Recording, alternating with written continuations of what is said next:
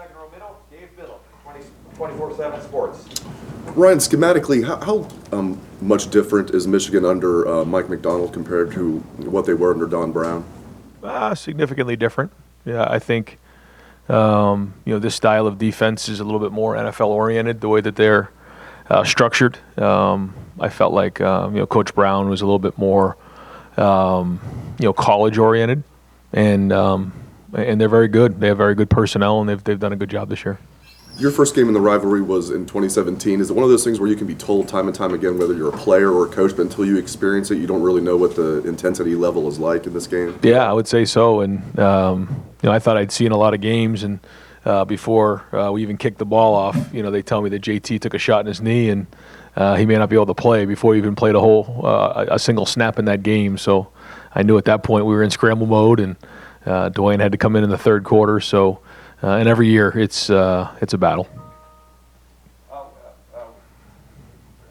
Second row left, Bill Landis, The Athletic. Ryan, playing Craig Young at cover safety last week, playing him just sort of a little more in general in that role, was that kind of using a guy's skill set dependent on the matchup you guys had there? That's what it was, yeah. Craig's a little bit, bigger and gives us a little bit more in the run game there based on some of the personnel that we're getting. So. And it's week in and week out based on what we're seeing. With a guy like that, I'm sure he had thoughts on what his role might be this year. He's not played a ton. You moved him around a little bit. Just how have you seen him handle all of that to now he's at the point where you're counting on him late in the season? Yeah, no, he's had a great attitude all year, and I think because of that, he's playing late in the season for us, and he's a very important part of our defense. I thought that he's worked really, really hard. His attitude's been great, and so here we are in some of our biggest games, and he's out there. Front row right, Joey Kaufman, The Dispatch. Ryan, coming into this year, Denzel Burke hadn't played corner a ton in high school, played some receiver, then was hurt his senior year. Did you know he could, make this much of an impact from the start and to play as much as he had and been counted on as much as he had? We knew he was talented, but didn't know he'd be able to make the impact that he's had so far. And he's got a huge challenge this week, and he's going to work really hard in preparation for this game. This is his first rivalry game, so I know he's excited about that. But he has really, learned the position well and stepped right in. And he's very competitive, and I think that's the thing you notice week in and week out is how competitive he is, and how consistent he's been. Did he show that early on, like in camp? Yeah, he showed up pretty early in a couple of the spring practices. Even he was coming off of the shoulder injury. He made a few plays early on, and you can usually tell with a young player when they make a couple plays, you have one. Front row left, Stephen Means, Cleveland.com. Ryan, obviously you guys didn't play Thibodeau, and you guys handled Karlaftis pretty well as a quarterback. When there's two guys that you kind of have to deal with, like what's going through your mind, and that either side there's a guy who can come get you. Yeah, very, very big challenge for our tackles and for our whole offense. These guys do a great job off the edge and up front too. The two inside guys are very powerful. They do a great job in coverage, so it's going to be a big challenge for our guys in protection and for CJ and everybody. But it's also going to be the receivers to make sure they're getting open with separation. It's everybody across the board. It's the running backs picking up things, and very, very talented, very powerful on the edge. They mix up their rushes. So again, big challenge. When there is two of them, does it kind of change the game plan a little bit? Like you want to get the ball out of your quarterback's hands a little bit quicker just to help those tackles out? You can do different things, but at the end of the day, you don't want to, get crazy and start to, deviate from what you do well, but you have to know where they are and you have to respect them for sure. Third row left, Dan Hope, 11 Warriors. Yeah, Ryan, I saw in the game notes, but I think Thayer's the only guy who's started against Michigan. A lot of your starters haven't even played against Michigan. How do you make sure that the guys are ready for everything this rivalry entails? Well, we work it year round. Every day we work it. We work it in the off season. We work it on Fridays during the weight room. We have so many different things that we talk to our guys about. We have our sessions in the preseason and in spring. We have meetings about it. So we just constantly talk about it, and we talk about it in recruiting. This is our number one goal here at Ohio State is to beat the team up north, period. And we got to do it. So I think the guys understand that. They understand what a huge week this is for so many reasons. First off, just the rivalry itself. and then secondly, there's everything on the table here. Certainly, an opportunity to go to Indianapolis. So, we have their attention. Those guys have not played in the game though, and it's a first time for everything. So they got to do a great job in preparation. But at the end of the day, they can't also make it bigger than it is. They have to just go out there and prepare and do what they've done all season. This team is peaking at the right time to where you're ready to go play your best football in these biggest games of the year? I mean, I hope so. I think, now that we're 11 games into this thing, we know who we are and we know what we need to do. And when we're all playing together, then, we're pretty dangerous. But, all it takes is a little bit off, a little bit, here and there, and it's different. So that's why we have to bring it every week. And that's what we talked about going into last week is, the best team doesn't win. The team who plays the best win. You have to play the best. And how do you do that? You prepare during the week at a high level. So the competition is on this week to prepare as high as we possibly can. And even then, it only gives you a chance. So, and we got Thanksgiving this week. So it's all those things that our guys are doing for the first time this week. But I feel much different than I did, obviously, 11 weeks ago with this team. Cody Simon, Cade Kaczorski both left the game with injuries. Are there any updates on their status? Cade and who? Cody Simon. Yeah. Cade, we'll see. It looks like it's probably more of a long-term deal. And then Cody does not look like a long-term deal. Go deep left, Jacob Bench, the Lantern. Hey Ryan, you just touched on it a minute ago about how dangerous the offense is, and given it's #1 in the country, and you're going up against the Wolverines defense this week that's also top 10 in the country, just what do you expect this week in terms of offense versus defense? Is this going to be the toughest challenge you've had all year? Yeah. This is a very good defense. I think they're well coached and they have really good players. Playing with an edge. So, we got to practice with an edge and we got to bring it as well. And it's going to come down to certainly how hard each team plays, which I think you're going to get everybody's best effort. But then it comes down to execution. Who makes plays in the end. So the preparation this week is very, very important.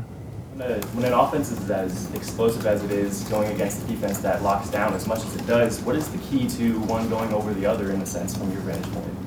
I just think that when you're playing matchup games like this, it comes down to whatever edge you're looking for, and that's whether it's a schematic edge, whether it's an edge fundamentally, whatever it is, you have to find that edge in games like this. And so both teams have played a lot of football now, so they kind of know where they're at, and it's just a matter of now putting together a great game plan, practicing it, and then putting it on the field on Saturday.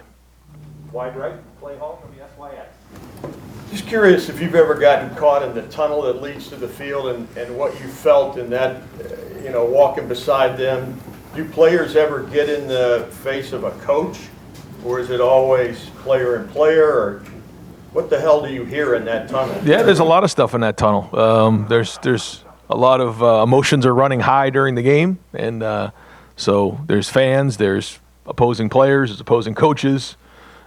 We've had coaches who coach for the other team and coaches they coached with and kind of barking at each other in there. I mean, there's been all the above. So, but that's how you like it. That's what you want in a game like this. The adrenaline's already going at that point, right? The adrenaline's going now. Now. Yeah. Today. Oh, yeah. 12:14 on Tuesday. Front row middle, Bill Rabinowitz, Columbus Dispatch. Hi, Ryan. You grew up in New Hampshire. Throughout your coaching career until you got here, you had no connection with this game. When did it hit you just how big this game was? My first year here, when my son would come in, every time we left the Woody, we would go through at the front door and watch the highlight video of the game before, and that was the double overtime game. And I just remember thinking to myself, I just want to be a part of this because it meant so much to so many people. And I watched this game growing up, watched so many games, watched that game the year before and just saw what it meant. And instantly it became something I just wanted to be a part of and, hope that I was able to enjoy, a victory against the team up north. And it's something that, I understand what it means to so many people and just tried to embrace it over the years. Can you describe the pressure that you feel, especially in a game like this one with so much at stake? I mean, it's not just the rivalry, it's everything else this year.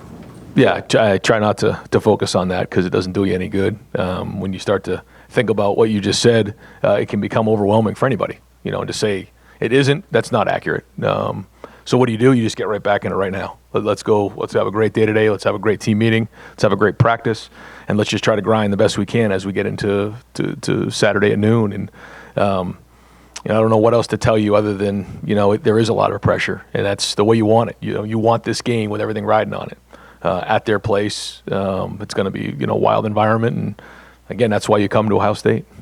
Front row right, Austin Ward, Letterman row. Ryan, Urban pretty famously would look for, I don't know, quotes or comments from analysts or the other team and use that message board material sometimes. What's your philosophy on that? Do you find it works? Do you want it? Do you look for it? Do you use it?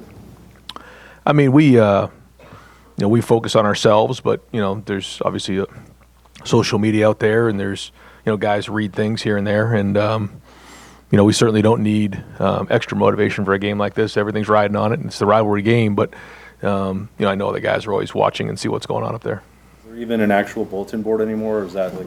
We have TVs. Okay. We have TVs throughout the facility, and we'll put some stuff up on there every now and again. If you're working on a speech, though, does that stuff slip in that something that somebody might think, or is that just not part of the way you operate? I don't know. I think I try to think things through when we message the team. We try to be very thoughtful about that. But then every once in a while, you let your emotions kind of jump in. You have to be real. I think the guys appreciate that. We're going to go far left, Ross Dellinger, Sports Illustrated. Ryan, last year's game being canceled, emotionally, what kind of impact did that leave on your team? It was actually a fairly quick turnaround because it was the third game that we actually had canceled that year, and we quickly were told that we were playing a game the next week. It was a difficult year last year, and we had several games that were canceled, and so at that point we were kind of riding the roller coaster a little bit, but it was certainly something that we had to kind of turn over the next page quickly and move on. This year, how does it impact any motivation or anything? I mean, I don't think we need any more motivation. Two teams playing in the rivalry game for a chance to go to Indianapolis. Two very good teams, and here we are in November, Thanksgiving week. I couldn't ask for anything more. Front row middle, Nathan Barrett, Cleveland.com. Do you know yet if Emeka is available on Saturday? I guess it's kind of a two-part question. First on him, and then secondly, why was Julian the guy that you chose out of everybody to take that on last night? We're hoping to have Emeka for this weekend available, but Julian, he first off, he wants to do it. He really was kind of in Parker's ear all month about getting back there, and then certainly when Emeka was unavailable, he wanted to get in there and kind of owned it. And I thought he did a couple good job on a couple of the returns, and we're getting close there. But I think that Julian has the big playability to take one back. He's big, he's strong, he's powerful, he's got good running skills, and so that's another weapon for us back there. How much do you prepare to see J.J. McCarthy mixed in with their offense, and what just your analysis of what you've seen from him in the way they've used him this year? Well, he's very, very talented, and he has kind of a dual threat approach to his game. He can do some things in the the ride and side game, and he can also throw the ball. He's quick, and so he has a little bit of that dual threat. And so it seems like that's kind of what they've done a little bit when he's been in the game. But he can also throw the ball really, really well. So we'll have to go through and really look at the film and find out what the tendencies are. But at the end of the day, we're not going to change really what we do defensively based on who's in the game. They don't have that much of a different package. Over your far right, now, Barry, WBNS. Do you work on this game year-round, and if so, what kind of things do you do, and how much do you watch them throughout tape of what they do? Yeah, we always have one eye on them. It's just the way we go. We do our business, in recruiting or in the season. You can't be crazy about it, otherwise you're going to get distracted from what the task at hand is during the season. But we always have an eye on them, and as you know, in the off season we have different things that we do, whether it's in practice or in the weight room, that's dedicated towards this game. There's a lot of traditions that go with this game: senior tackle, the marching band. Every coach that's been here has tried to put their print too. Have you created anything now that you're the head coach for this week? Well, not really, other than just trying to continue the great tradition that's been here. I think there's a lot with this week. There's a lot on our guys' plate, and some great traditions. Obviously, the band coming on Sunday night is a great tradition. We have Thanksgiving We always bus up to Ann Arbor. So there's a lot anyway with Thanksgiving and everything this week. So the biggest thing for us is just, really talking to our guys about how to manage this week, how to get your rest, how to stay focused. And with a little bit of a different week, with so much going on, really not a little bit, a lot going on, just really focused on preparing to play the best game they can possibly play at noon. And that's really what we've spent our time on. Front row right, Jeremy Birmingham, Letterman Row. Ryan, in a game like this with CJ, who's so calm and, always just sort of easygoing, knowing what's coming on Saturday, do you guys arrange for him to talk to guys like Justin or JT or Dwayne about what to expect in that stadium and, how to prepare for this game differently? No, because while it's obviously a huge game for so many reasons, the game itself isn't any different than playing the game, against a really good opponent. You have to still go out there and play the game. You can't overthink things. Certainly there's a lot riding on it. But other than that, we're still playing football, and it's still going to be, a loud environment and all those things, and against a really good team. So, there's certain things you want to talk about, but there's also things that, you just got to go out there and do what you've done all year and have confidence in that, because we've built up, a lot of good reps this year. How much do you think playing at Nebraska helped you guys get ready for this? Because, it's not the same rivalry, obviously, but the atmosphere in Nebraska was pretty good, and a fan base that's very, intense. Yeah, I think, even the first game against Minnesota, and playing on some of these road games has been great, and it's all part of the puzzle on where we've gone today and part of the journey. And this will be a new step in the journey. After on Saturday, on Sunday morning, our whole team will have played in this game. That'll be another new thing. There's been a lot of new things this year, and so this has been obviously on our schedule for a long time. We've been preparing for it, and so now we got to have a good week. Fourth row middle, Patrick Murphy, 24/7 Sports. Ryan, similar to what Bill asked you, but when there's, say throughout the records, I think you said that after the game, but when the records are what they are this year, yeah. Does that change anything? Not necessarily what you do, I know how you guys prepare for it, but just the mentality of going into a game when, like you said, there's everything on the line. No, the preparation is going to stay the way it is, and that's something that we've always talked about, is just our standard and, focusing on us. But that being said, when you play against a really good team, you got to do your homework. You got to know where their strengths and their weaknesses are, what they do schematically, all of the above. So, I think there's a part of that that's true. You mentioned watching this game when you were younger.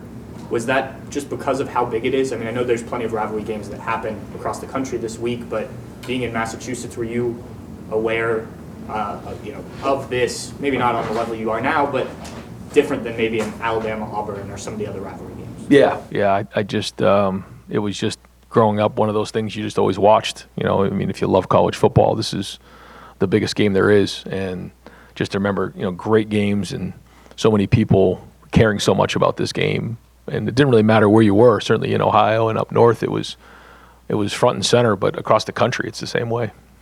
Got time for just a few more. Deep left, Brendan Gulick, Buckeyes Now and Sports Illustrated. Coach, the two games against Penn State and Nebraska, red zone offensive efficiency was not particularly good. The last couple of weeks, things have certainly gotten much better. What has been cleaned up the last couple of weeks that's enabled you guys to be more efficient? I think we've been cleaner, just overall execution. The penalties have been down. We got to keep that up if we're going to win this game. I think we had one penalty last week total. And when you look back on those games, there was a ton of them, and a bunch of them on offense, just foolish ones that got us off schedule. And certainly when you get off schedule in the red zone, that's when you really get yourself out of whack. I feel like the run fits have been better. We've been doing a better job staying on schedule in the run game and being more efficient there. So I think when you combine all those things, it's allowing for better efficiency.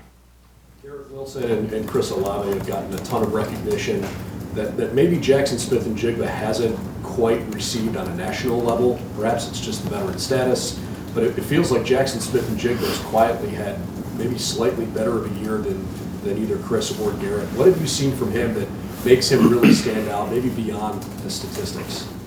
Well, I just, I don't know who, when you say better year, I don't know what that means. I think they've all played at a high level, and I think Jackson has done a very, very good job on the perimeter blocking. He's done a good job on third down. He's done a good job on first down. He's been just efficient with what he's done. And I think all three of the guys are different. They bring different things to the table. But the thing that I really appreciate about all of them is their unselfishness. And certainly with Jackson, early on, he was doing a lot of the blocking and just different things like that. And the ball was, maybe going to, Garrett and Chris a little bit more. But, you never saw him get selfish about it at all. And then all of a sudden it's come around and he's played well. So all three of those guys got to play well. And you just don't know going into a game who's going to get the majority of those touches. And it's not anything good or bad, for any three of them. It's just sometimes the way the game goes. Third row right, Tim May, Letterman row. Yeah, just a couple of quickies. Ryan, has CJ wrung out the offense the last couple of weeks? Meaning, has he gotten pretty much the most out of it you could ask for when he's in there? And do you see that continuing to evolve, his ability to find the guy? Oh, yeah. Yeah, I mean, the issues are always there. I say that all the time. And it's our job to make sure we identify what those issues are and to be clean. And, certainly the efficiency's been much better, but, by no means perfect, anybody on offense. And so, we got to continue to grow and get build and get stronger and keep upgrading. Like we talked about, every week has got to be an upgrade. And, do you personally, with everything you've got going on, are you able to find quiet time for yourself? Do you make quiet time for yourself to just think through things? Do you have that, or do you even have to do that? Someone asked me about 3 or 4 years ago in the off season, we're talking about just the day-to-day stuff, and someone asked me, so when do you have time on your own? And I thought for myself, boy, I never do. And I really thought about that long and hard. And then during the pandemic and during COVID, I had an opportunity to kind of spend a little more time by myself just because of the way things were. And so I've tried to do that some, certainly not on a week like this. There's no time.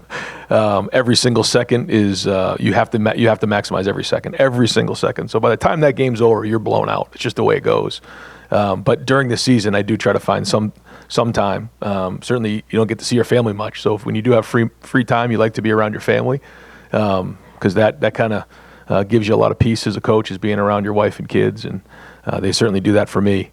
But every once in a while, it is good to have a little peace and quiet. I would say the only time right now would maybe be in the car and just turn the music down and just take about 15, 20 minutes and enjoy a little time on yourself. And one other quickie, do you have a propensity in games like this, you personally, to be more tight or more loose when it comes to like literally calling the offense? I mean, what have you found? I don't know. I mean, I think it just depends on the situation of the game, and there's so many variables at play, and you just have to do whatever you think is best to win the game. And if that means winning 10-7, that means winning 10-7. That means winning, 62-60. That's what you got to do too. You don't know what that scoreboard is going to look like, and it isn't about anything other than winning the game. And whatever you think is best at that time, you got to do. And final questions, third row right, Doug Lavery, Cleveland.com. Just out of curiosity, do you know Mike McDonald at all? You ever met him? I don't. Okay. No, I don't. You talked about watching that 2016 video with RJ, right? That kind of helped introduce you. That wasn't just an Ohio State-Michigan game the year before you got here. That was like a great game, right? Double overtime. Sometimes there are games that sort of enter the fabric of the rivalry a little more than others, right? You guys dropping whatever it was, 62 and 56 the last two times in this game. What do you think that has done to the rivalry for your offense the last two times in this game to show out like that? How has that affected the rivalry?